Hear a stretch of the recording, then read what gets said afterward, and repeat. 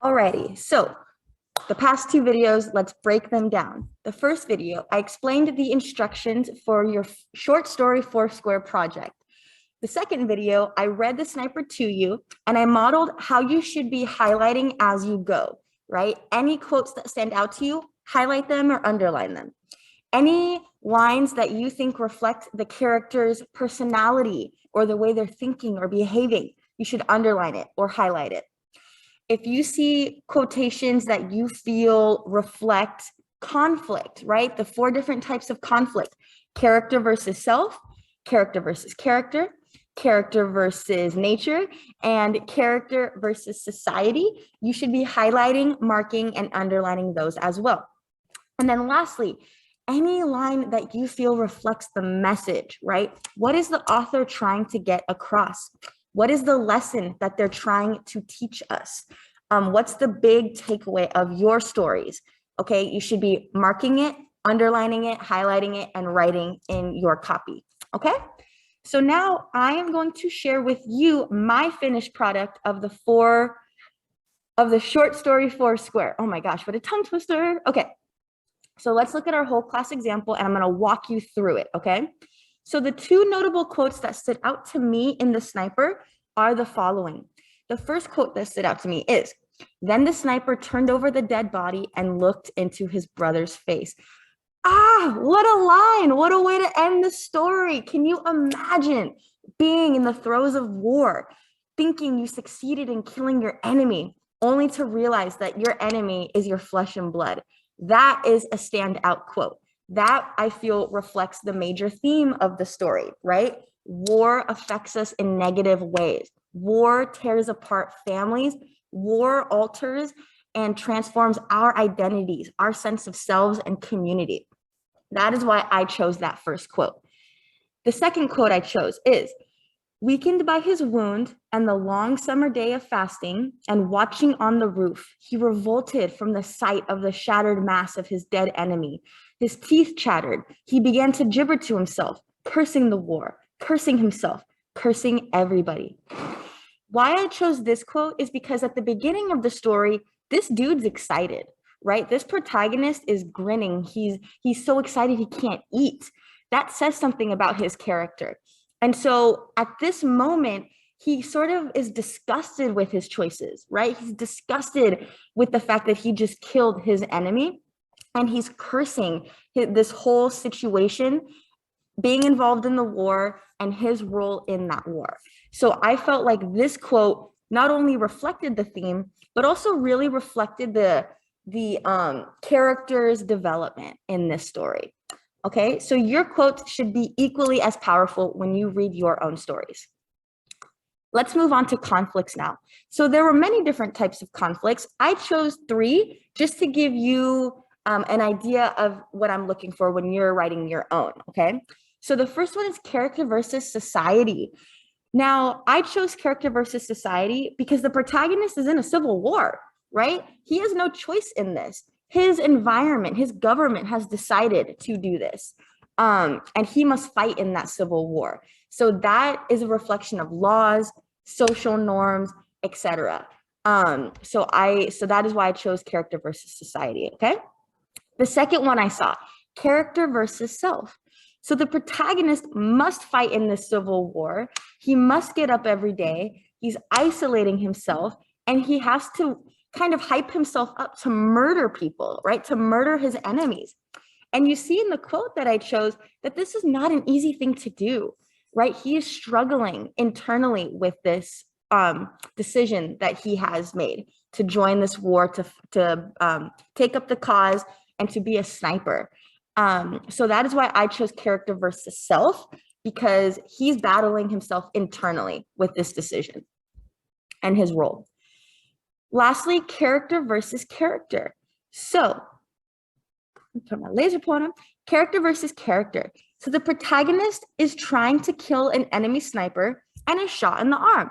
Simple, right? It's 2 dudes going at it, 2 different snipers trying to take each other out. That to me is an example of character versus character. And I have a little tidbit as well from the story. Notice I didn't use quotations.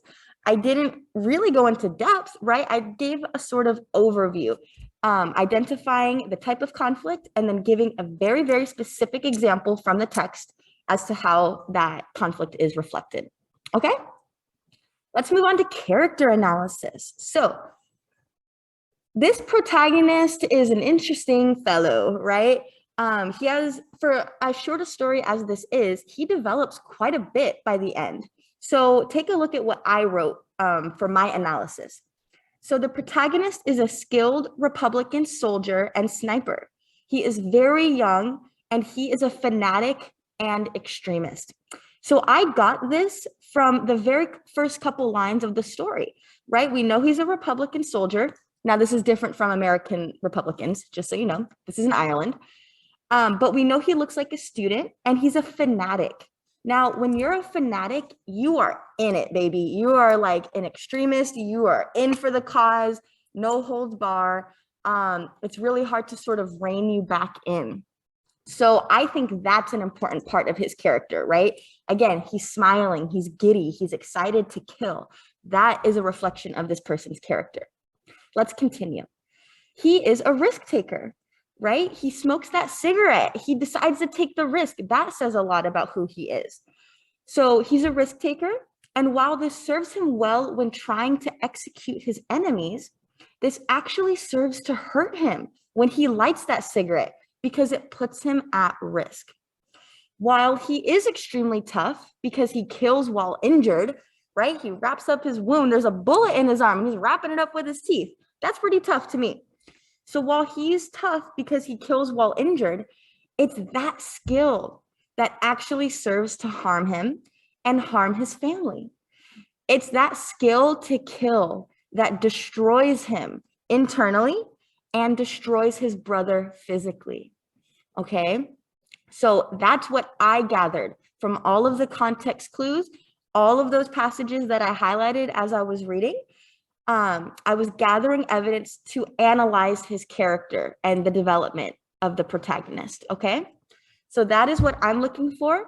Notice I only wrote 4 sentences, okay? So I expect you to write 3 to 4 sentences as well, giving us your opinion of the character and using clues and evidence from the text to support it.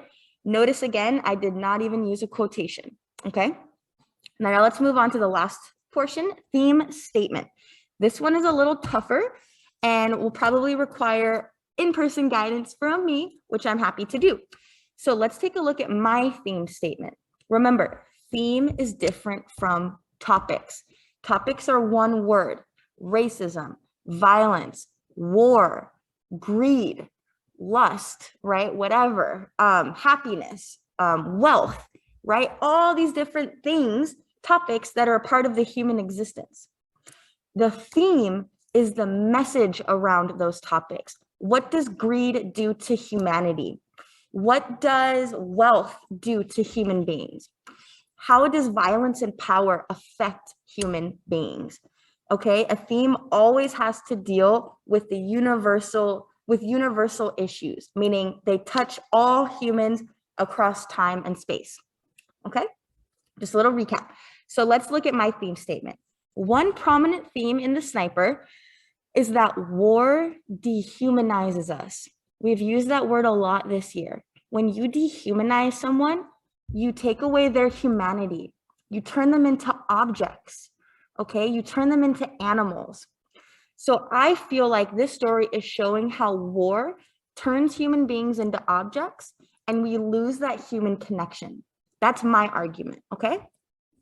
We see this throughout when he encounters people from the other side that he's fighting against. So his enemies, right? Every time he sees someone on the other side, he does not see them as a human being. He sees them as a target. He does not see the old lady as a human, but rather as an informer to take out. By the end of the story, the protagonist feels the negative effects of turning his enemies into objects to kill, because this dehumanization leads him to kill his own brother. Okay, so let's just unpack that briefly. So the whole time, this sniper has skills, right? We do have to recognize that. Whether or not we're pro or anti-war, this sniper has the skill to kill. But by the end, he feels the negative effects of that skill, right? He has turned all these different human beings into objects to take out. And it is that dehumanizing of other human beings that eventually leads him to dehumanize his own brother, to turn his brother into an object to kill, and eventually destroy his family. Okay, so all of this evidence from the text is supporting my theme statement. War dehumanizes us. Okay, you can feel free to use a quotation from the text if it helps support your theme statement, but you're not required to. All right, notice I used very specific examples from the text, and that will work just as well. Okay, so now it is your turn. I know you're super excited. So you will do it for story number 1, and you will do it again for story number 2. And like I said, you will write a theme oh my gosh, forgetting the words. You will write a common theme paragraph. My bad, guys. Totally lost my train of thought. You will write a common theme paragraph where you are going to, let me get my laser pointer out again. So you will write a common theme paragraph where you are going to collect the ideas about the themes in your 2 chosen texts, right? The 4 squares. So you're going to log the quotations that stand out to you, the conflicts. You're going to do a character analysis of one character, and you're going to write a theme statement. So you're collecting your ideas about the themes in your 2 stories using the 4 squares.